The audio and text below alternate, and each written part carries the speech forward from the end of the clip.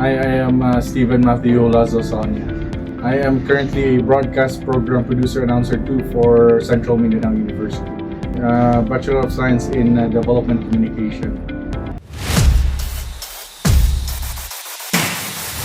Okay. Sa Development Communication graduates daw, dapat kabalo ka magkasa na MC or kabalo ka nakasa radio. So that is one of the di man po misconceptions, pero murag limit nila ba ang capabilities sa DevCom graduate.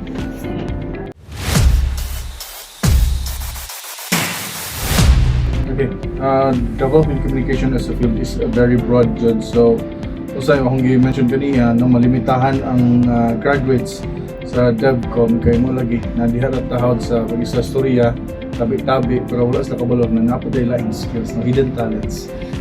Okay, development communication professionals, no?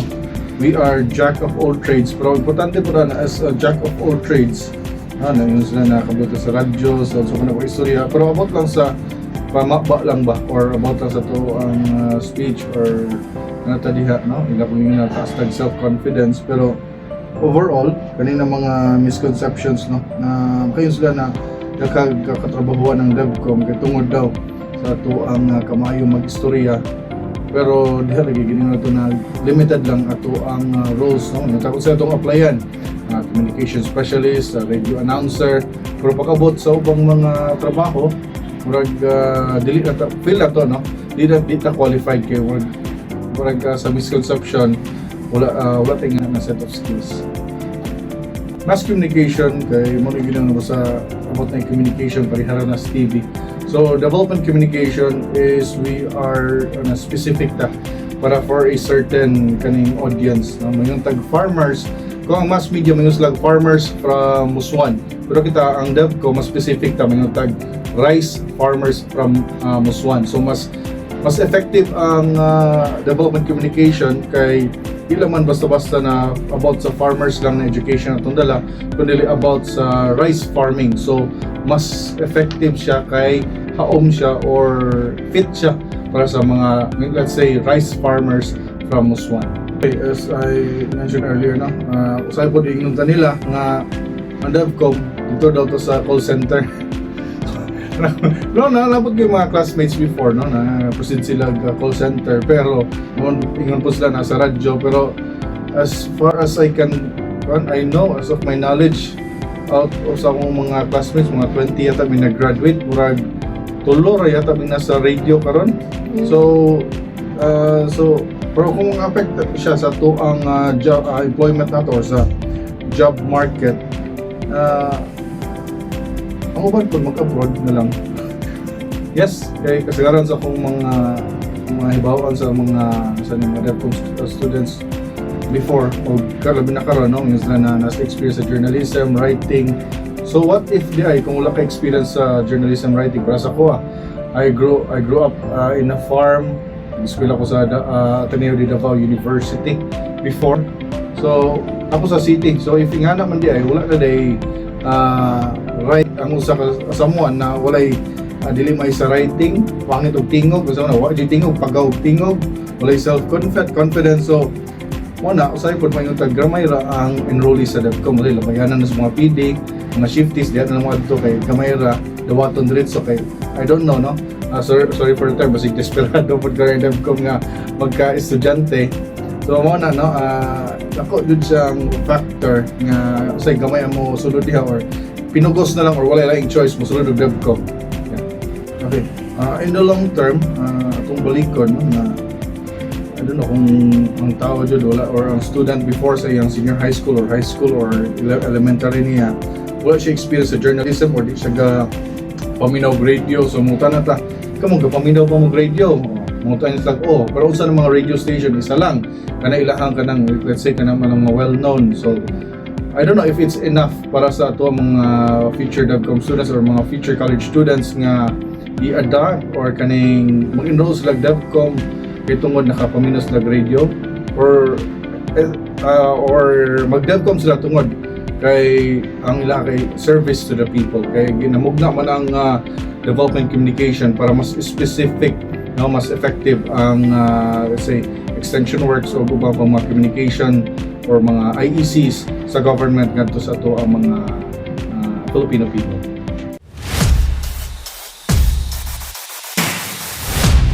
Okay, my primary responsibility here in DXME FM 88.9 Your Development Radio, we are the extension arm. So na may mga sok-sok or kana mga isolated areas sa dili sa Pilipinas, labi na sa Bukidnon. Let's say may digital era naman ta karon. We use Facebook Live. Pero sinanay si tatay ba sa bukid, tapos lay signal sa kon, bisag kita kani maglisod kita og mangitag ko sa di lay signal sa boarding house, sa balay, di ba?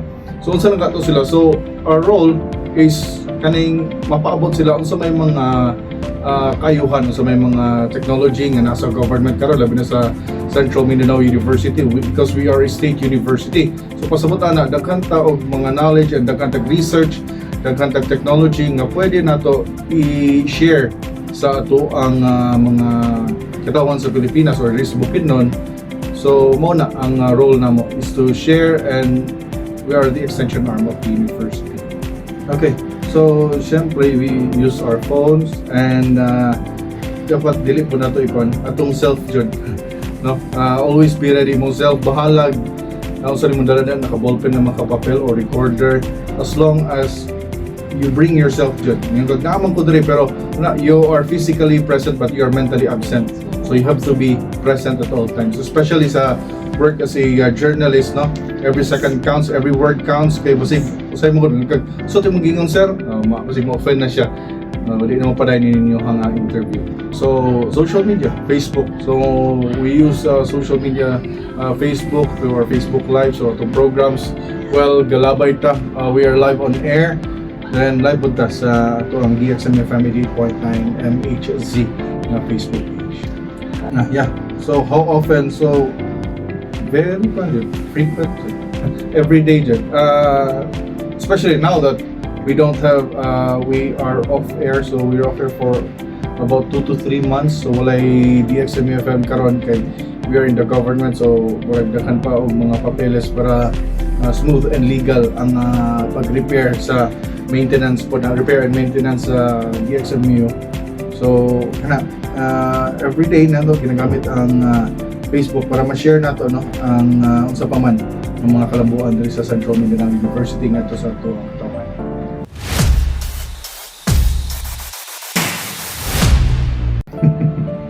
So before ko magtuuan ni na radyo lang, pero kung saan napadulong mangyapon ko sa radyo. So pero if you think of it, ako yung classmate, ako ng pangalan si Mr. Yoni Pasco. Mas active siya sa radio zone, pero karon na siya sa Cebu Pacific as flight attendant. Ako yung OFW, and uban po nag-proceed from other Pero para i-debunk na to, na lang sa radio ang usa ka DevCom graduate. So ano man po ng ubang other na courses nang po sa DevCom. Dili sa Bukidnon. I think ang DXME FM ang pinakadaghan og radio announcers nga DevCom graduates. Ang uban lahi-lahi na sila so it really depends lang on the person. If love ba dyan mong radio or gusto ka dito sa writing, or lang ka dito sa DevCom kaya tungod gusto ka ma-boost imong self-esteem, so why not proceed ka dito sa magnegosyo ka. Okay. So kaning pagkata na to kaning sakto na kaning atong wrong impression sa DevCom na about na sa radio, about MCMC, kaning magud maka-apekto magud let's say ang DevCom is from the agriculture and extension. So nganong gihawa man siya dito, nganong gi-separate man jud siya kay tungod DevCom is, let's say, more effective na mag-stand alone siya. So kung wala na mag-enroll ani tungod kay kanang misconceptions, no mahulog mo fake news mangod ang ginaingon nato. So ganito, maestra tudlo ra na siya, DevCom magradyo-radyo ra na siya. So let's say malimitahan ang ato ang mga students sa pagpili kung sa man andyan ang para sila. Okay, the main practice dyan sa usa ka DevCom is to reach the community, no? The specific community din lang ka na pareha sa ito mga some of our political leaders, no, na ayuda para sa tanan, no? Let's say akong ayuda sa DevCom is para sa specific, no? Let's say poorest of the poor, dito sa poorest of the poor ang usa ka DevCom. So kani ang ano na to is community service jud, community extension jud ang practice na maka-explain jud na DevCom is really for the community. I said earlier, mass communication is generalized, no? Dili siya maka specific audience, and sa DevCom is we are specific. So mas as you mentioned earlier na know your audience, so mo nang ginakon sa DevCom. No, because DevCom dire ato mga DevCom, as I said earlier, na DevCom is about reaching the community. So dili man tanan ato mga professors dire ato man sa mga communities ang one to mga students ka appeal man, so kanang mga community outreach, it is part of development communication. Dili lang to ang kunon, pero it is part of development communication. And dili pa sabot sa ka journalist, you are obliged to go in the community. Pwede man ka makatabang through your writing, through your broadcast, pero dili lang jud siya para sa kaning media professionals, journalists or broadcasters ang development communication. Kani ang kuan jud nimo is skills. Isa na akong skill ng kuan jud. You have to be a people person. No? Parang kabalik-balik ka, support from the community, balik-balik ka support from your audience nimo. Dapat people person ka, di ka mag-instricto. Di ako mag-instricto ka, yung ka na, nako di sa radyo, pero for the next 50, 60, 50 years, 40 years, napaba ka di sa radio. Natanan manggutam, matay ang tatanan. Pero mag-retire ang tatanan, no? Ako dili, di ko perme. I'm 27 years old now. Pero after 40 years, wala naman ko dili. So mag-instricto ko diri, ang ilahang ma-remember sa ko, maduulan si Steve. Kaysa ka nang maduulan or dali na siya maistorya, yan na ba? So you have to be a people person para pag sunod, pagto ka sa community, dawaton ka na balik, no? Kung magdala ka technology, dalon nimo, if we go to the community, manggod, kung mag-community extension ang kami, mga broadcasters of other staff from Central Mindanao University, dili mo na mo ginadala is ako si Steve. I am from Central Mindanao University. So unsa man kung klase na Central tao or staff from Central Mindanao University, mao po ang perception sa mga people, no, mga tao dito sa community. Uy, buutan ang taga CMU. So kung bisag dili na ako mo adto dito sunod, dawato nila ang Central Mindanao University. Kay maayo man pag-unang approach na. Okay. Development communication is una lang katong sa know your audience. So diha pa lang lamang makabalo ng taon sa bilang mga needs, dili lang one. So sa needs sa community, kinahanglan ba ng tubig? Ang DevCom, kung kinahanglan ng tubig, kita ang mag-organize, no? Kita mag-call sa development and communication. Kita mangutana ta dito sa College of Engineering. So dili lang tadaan sa know your audience. DevCom na ang kasagaran na mga study leaders na to tungkol sa kanila development is to develop the community. Is to develop the community. Ang ilang mga norms nila, o yung tag-laggard sila, dili sila gusto mo adapt sa mga bagong technology para sa mas nindot ilahang abot sa farming, mas nindot ilahang panginabuhian, is sila gusto mo. For example, kanang di ba, this bukidnon, yun na panglabay lang ng mga prutas or sani kaning mga gulay. Ang Central Mindanao University katong ipanglabay ang mga kamatis sa lantapan, nag-seminar ta o workshop ta na unsaon pag-turn sa kaning kamatis into ketchup. So if nga naman musulod na diha i-develop na tong community, ang dala na to ang atong pleasing personality, no, para dawaton ang Central Mindanao University. And to develop the community, dapat katong mga laggards or katong dili wala man na kapoy-kapoy ram nang magbuhat og ketchup, no? Mas okay ra sila isayang na ipanglabay nila tong ilang mga kamatis. So kana main role nato sa development communication in the community is help develop the community. Pero ato apong iano na know your audience, kay development for me is not development for you. Di pasabot na di man ta ka parehag wavelength. Di man ta parehag hunahuna basig ang tama sa kuha balik sa imuha. So therefore, we must be very careful in developing the community kay basig natin mga maliksan, basig dito sa itong mga indigenous communities na to. Basig na sila yung mga ilang mga beliefs nila or culture nila, traditions nila na ato ang disturbo or ato ang madaot tungod sa dalalagyan itong community. So kana, developing community. No. So no. Dili.